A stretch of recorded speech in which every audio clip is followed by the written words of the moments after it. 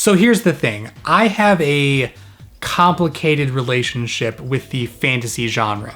I'm not so much a fan of the whole Lord of the Rings, sword and sorcery, elves and dwarves brand of fantasy. Yeah, I like wizards. I taped Merlin, obviously. But in general, I've typically been more of a Clive Barker, Neil Gaiman, Jim Henson, dark, urban, cuckoo bananas fantasy geek. I never got all that into the stuff with the dragons and the knights and the wars with the weird names that I can't keep track of. To me, it all comes across sort of like a historical fiction period piece, and you know how I feel about those. But I kept hearing about how great Game of Thrones is. So I finally buckled down and caught up with all 3 seasons, and I can now definitively say, it's really good. I'm not gonna bother trying to describe the plot since it took me basically a season and a half to even figure out what's going on, but I do enjoy me some well-written dialogue, and this is the sort of show where everything that comes out of everyone's mouth is absolutely amazing. And it is kind of nice to see a show where many of the battles are fought not by swords or sorcery, but by throwing shade. Do you think I'm an idiot? No, I'd say you possess above average intelligence. That's shady, girl.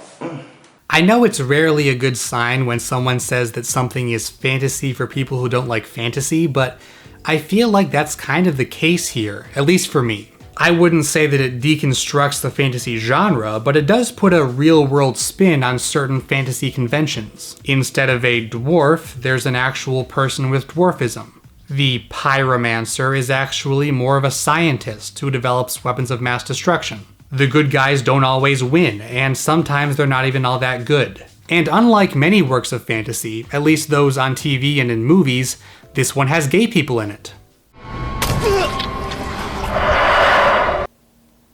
This one has gay person in it.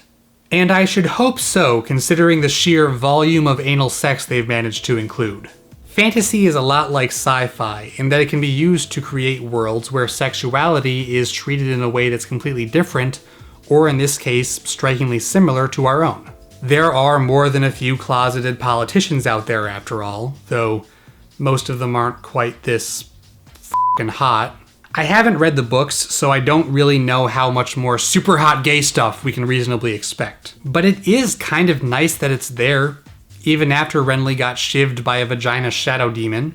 And no, I'm not gonna give Game of Thrones too hard a time for killing off one of the 2 gay guys. Certainly not after killing what was arguably its main protagonist in season 1, not to mention recent events. Renly was a big, important character, and it seems like a theme of this show is big people equal big targets. I feel like Game of Thrones has helped to demonstrate that not only can gay people exist in genres that haven't historically included them, they can play big, impactful roles in the story, and we can watch them bang.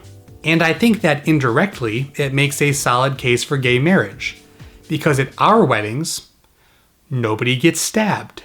Unless you insult our color palette. Then I promise nothing.